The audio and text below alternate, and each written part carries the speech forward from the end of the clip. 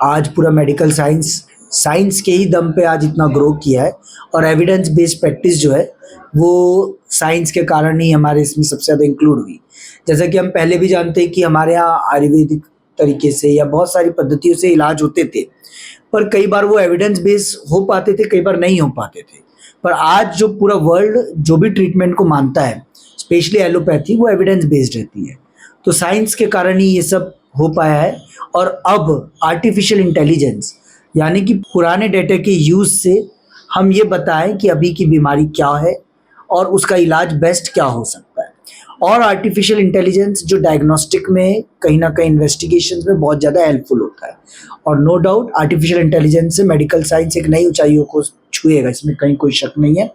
Specially मैं जैसा कि कैंसर सर्जन हूँ, तो इस बेस में मैं बताऊँ तो हमारे डायग्नोसिस में जैसे पेट स्कैन हो गया, सीटी स्कैन हो गया, एमआरआई हो गया, इनमें भी आर्टिफिशियल इंटेलिजेंस का बहुत ज़्यादा इंपॉर्टेंस है।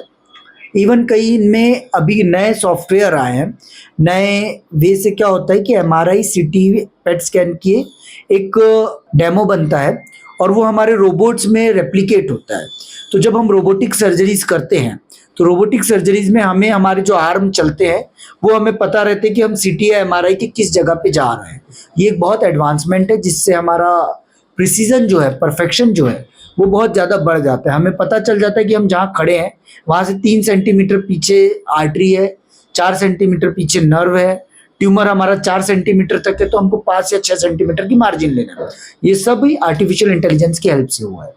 ओरल कैविटी में जो कैंसर्स होते हैं, इनमें जो रिकंस्ट्रक्शन पार्ट है, रिकंस्ट्रक्शन पार्ट में अगर हमने मैंडिबल का एक छोटा पार्ट निकाला है तो उस पार्ट को निकालना, उसको बनाना, ताकि सेम जाने पेशेंट जैसा पहले दिखता था ऑपरेशन के पहले, वैसा का वैसा बाद में दिखे।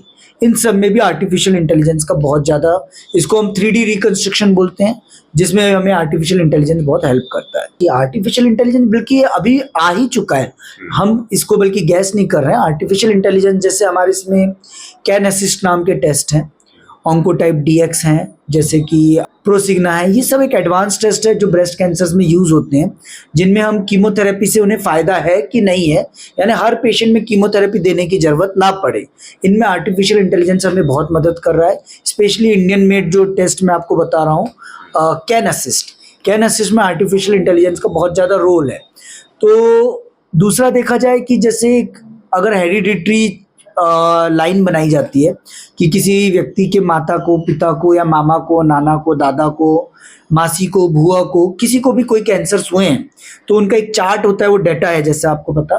तो उन डाटा को देखते हुए हम लोग ये पता लगा सकते हैं कि इसमें कितने % चांस है कि इस व्यक्ति में कैंसर आ सकता है कि नहीं आ सकता है। नो डाउट इनमें जेनेटिक टेस्ट हमें बहुत ज़्यादा हेल्प करते हैं, और जेनेटिक टेस्ट हमें सटीकता के थ्रू बताते हैं कि ये अगर BRCA1 पॉजिटिव है, BRCA2 पॉजिटिव है, तो इतना % चांस है कि उनमें ये कैंसर आएगा ही आएगा।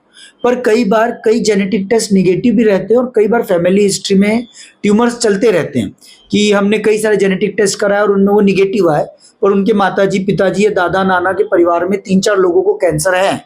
तो उसमें भी आर्टिफिशियल इंटेलिजेंस से प्रिडिक्ट किया जा सकता है कि उनमें ये वाला कैंसर होने के चांसेस कितने हो सकते हैं। मैं आपको, ये बहुत पुराना सवाल है, इनमें कई सारी मूवीज़ भी बनी, कई लोगों को लगा मैट्रिक्स मूवी है, इन सब में दिखाया गया कि रोबोट एक दिन पूरे के पूरे ह्यूमन बीइंग को ख़त्म कर रहा है, ह्यूमन बीइंग से आगे बढ़ गया है।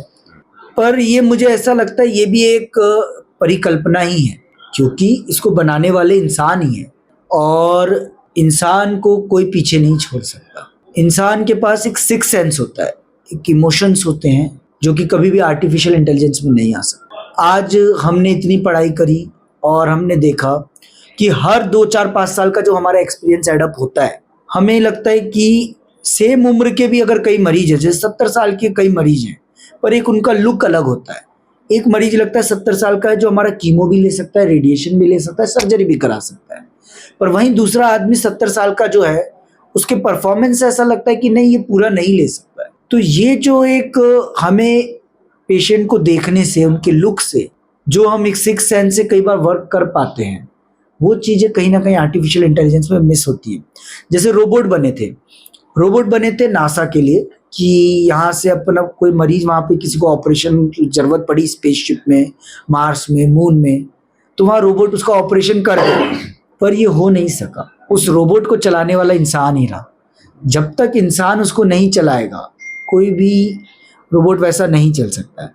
आप देखिए अभी आर्टिफिशियल इंटेलिजेंस से चलने वाली गाड़ियां बनी, टेस्ला ने बनाई, सब कुछ हुआ, पर वो कारें भी आज पूरे वर्ल्ड को ऑक्यूपाई नहीं कर पा रही हैं। आज वो मुश्किल से 1-2%, 5% सिटीज में चल पा रही हैं, जहाँ का सिस्टम बहुत स्ट्रांग है कि अगर कोई आदमी आए ना, अगर धोखे से उनके सिस्टम को ब्रीच करके कोई आदमी रोड पे आ गया, तो आर्टिफिशियल इंटेलिजेंस की बेस्ड गाड़ी उसको खत्म कर देगी।